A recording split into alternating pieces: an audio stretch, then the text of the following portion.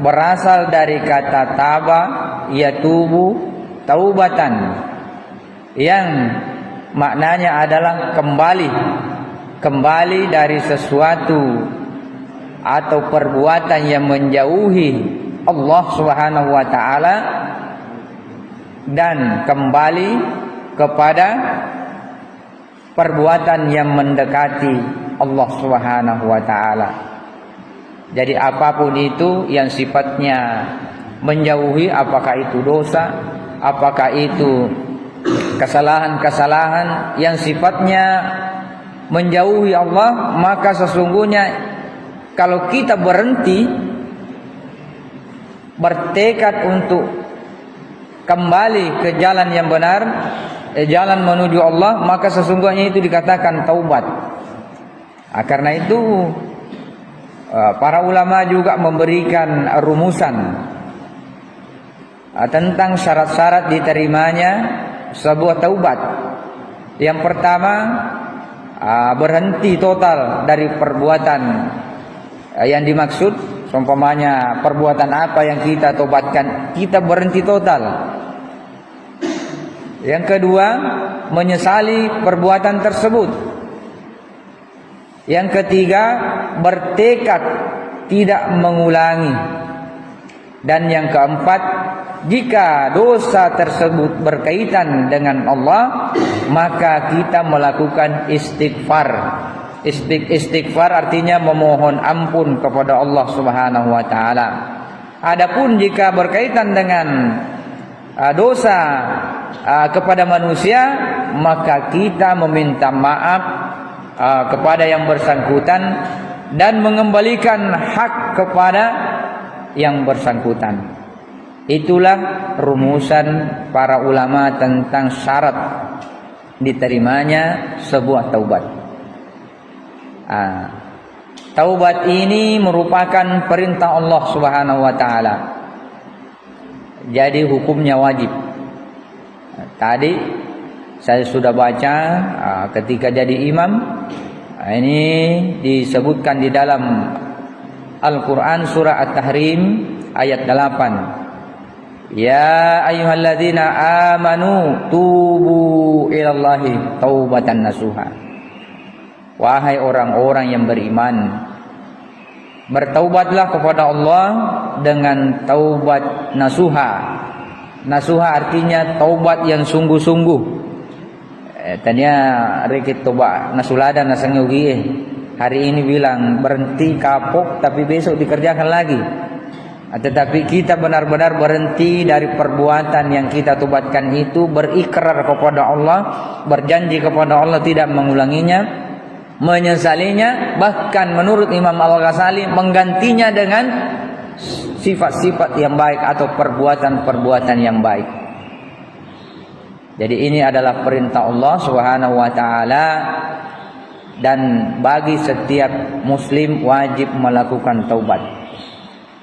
Karena tidak satu pun di antara kita yang tidak punya dosa. Dan sebaik-baik orang yang berdosa adalah orang yang bertaubat. Karena memang sifat dasar kita tidak bisa lepas daripada kesalahan, khilaf dan dosa. Al-insanu mahallul khata'a wan nisyan. Insan itu atau manusia itu adalah tempatnya khilaf dan dosa. Yang tidak pernah berdosa itu tidak pernah bersalah hanya Allah Subhanahu wa taala. Bahkan Nabi kita Muhammad sallallahu alaihi wasallam sendiri tidak luput daripada lupa. Hanya saja beliau itu maksum. Para nabi itu maksum. Apabila melakukan kesalahan maka datang malaikat untuk menegur dan meluruskannya. Kita tidak ada jaminan seperti itu. Kalau bukan kita yang saling mengingatkan, saling meluruskan, siapa lagi? Tidak ada malaikat yang turun untuk memberitahu kita kesalahan kita. Karena itu sudah tempatnya kita saling menasihati, saling mengingatkan, dan saling menuntun ke arah jalan yang benar, siratal mustaqim. Jadi kalau menurut syariat tadi, pandangan syariat tentang taubat adalah kembali dari perbuatan yang menjauhi Allah kepada perbuatan yang mendekati Allah. Adapun makna secara hakiki yang lebih dalam lagi, karena tasawuf itu memandang inti atau isi, syariat memandang tentang kulit atau perbuatan. Kalau tasawuf memandang tentang isi, sumber. Jadi tasawuf itu langsung melihat sumber. Sumber daripada seluruh perbuatan dosa adalah nafsu itu sendiri. Nafs. Wa nafsi wa ma sawaha fa'alhamaha fujuraha wa taqwaha.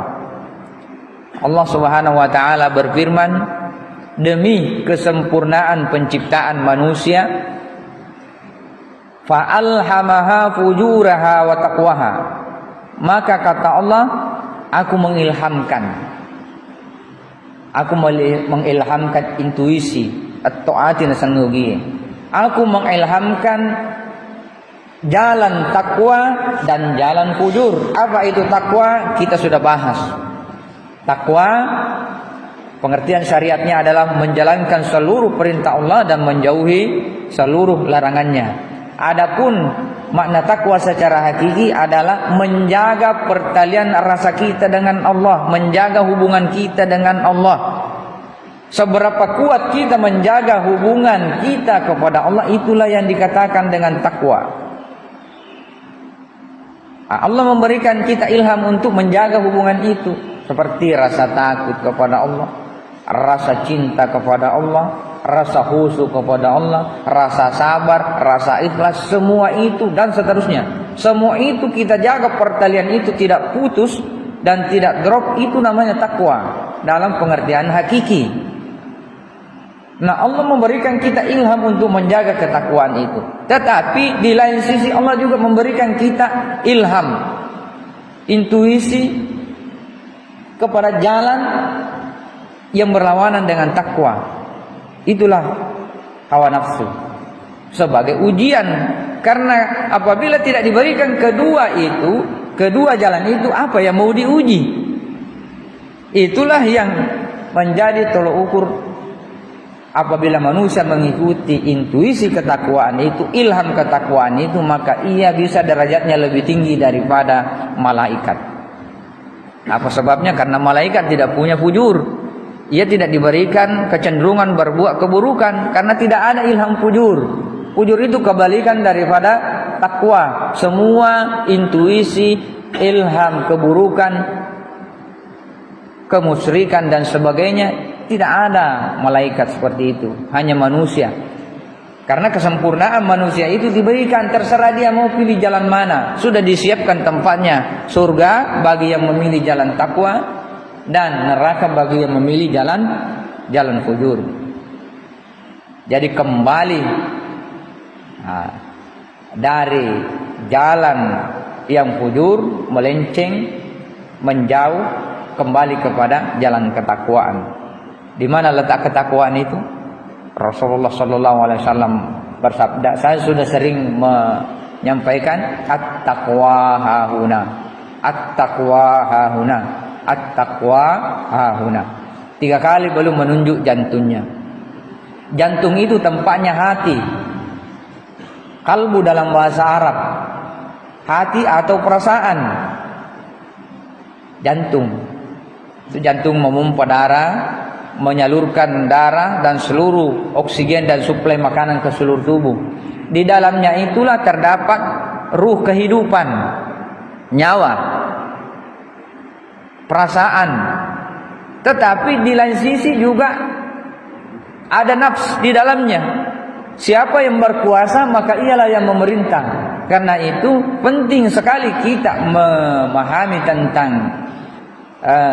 hati ini, membersihkan hati kita dari sifat-sifat yang buruk, bertaubat dari segala sifat-sifat yang buruk, perbuatan dosa, sehingga hati kita bercahaya, bersih dari sifat-sifat yang jelek. Sehingga walaupun ujian intuisi atau ilham keburukan itu datang, kita tidak peduli. Kalau sudah demikian, maka inilah yang dimaksud di dalam hadis yang sahih, ala inna fil jasadi mudghah. Ketahuilah, camkanlah, kata Allah, kata Rasulullah sallallahu alaihi wasallam, di dalam tubuh anak Adam itu terdapat segumpal daging. Itulah jantung. Isa solahat solahal jasadu kullu, wa isa fasadat fasadal jasadu kullu. Apabila itu jelek, maka jelek pula seluruh perbuatan pemilik hati itu. Apabila baik, maka baik pula seluruh perbuatannya. Itulah hati. Kalau hati kita dipenuhi cahaya ketuhanan seperti taufik, inayah, firasat, hidayah, hikmah, maka yang keluar itu adalah cahaya kebaikan. Para ulama sufi mengatakan teko itu mengeluarkan apa yang ada di dalamnya.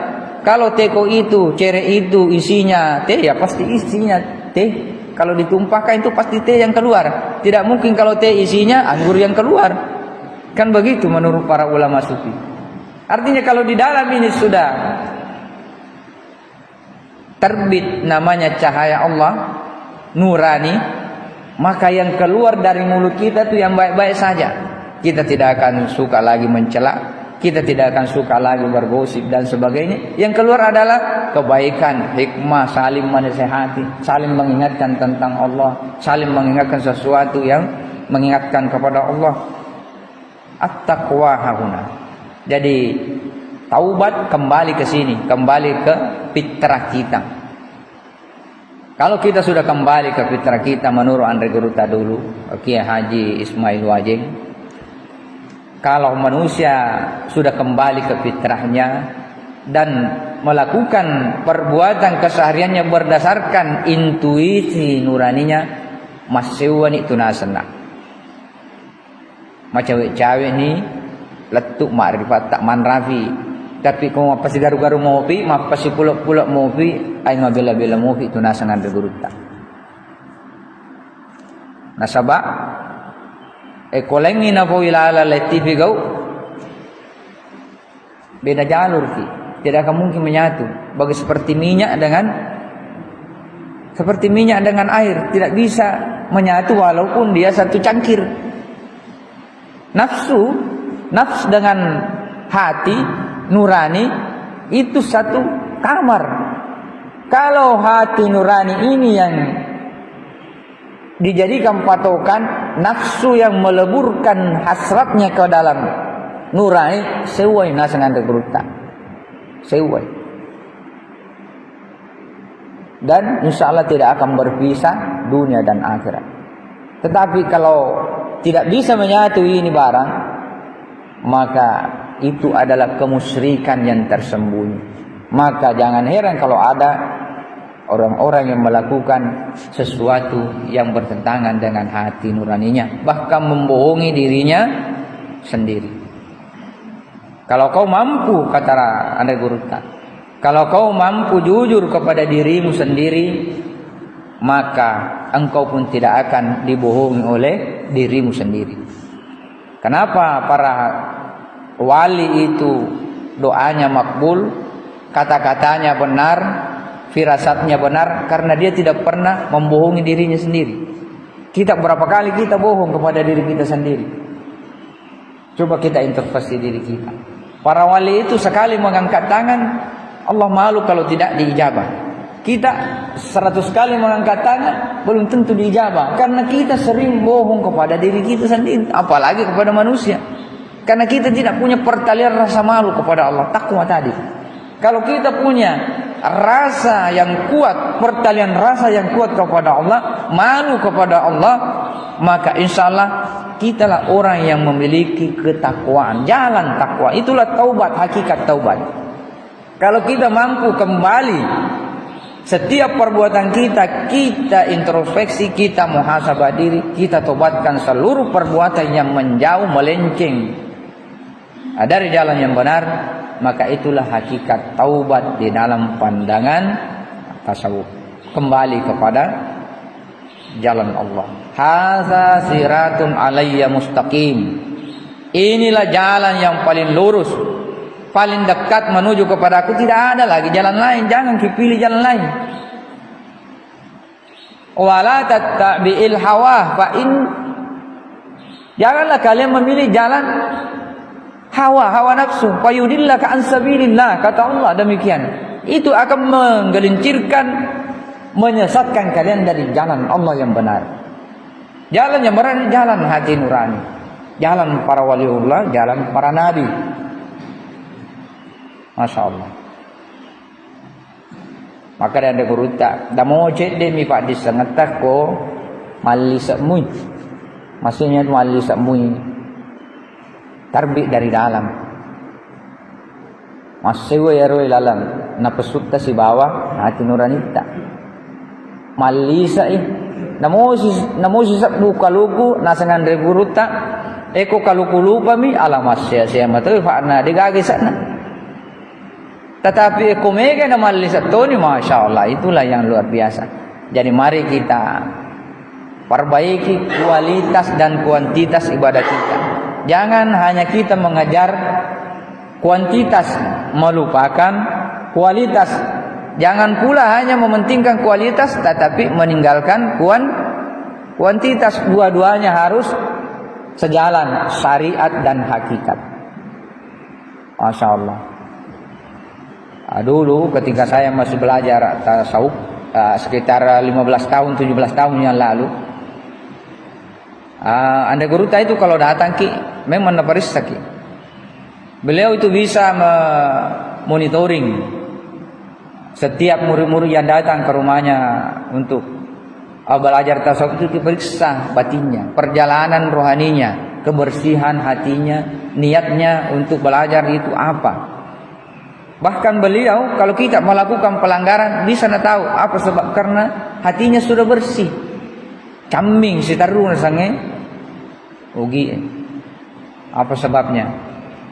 Setiap murid yang datang di situ bisa dia tuntun, oh ini yang menghalangi perjalanan rohani muna, tinggalkan ini.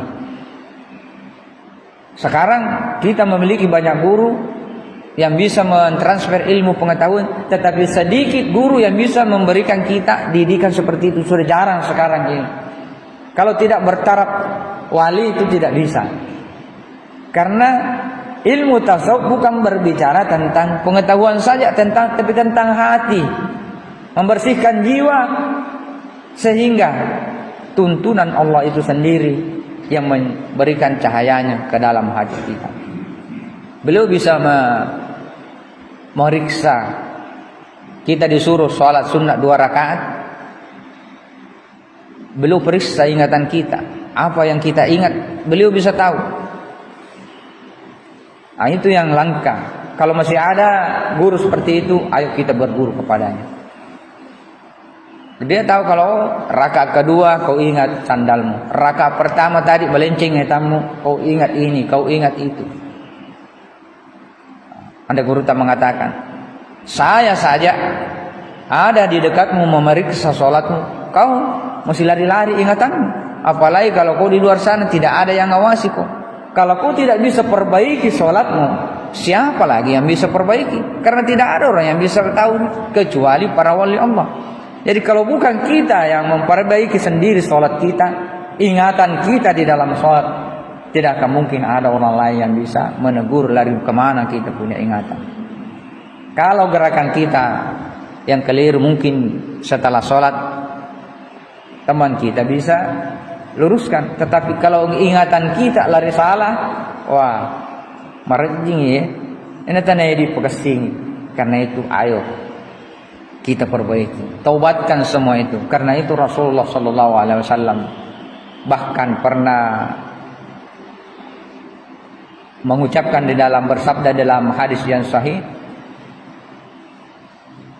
bahwa beliau itu beristighfar minimal 70 kali, bahkan 100 kali beristighfar dan bertobat kepada Allah dalam sehari semalam.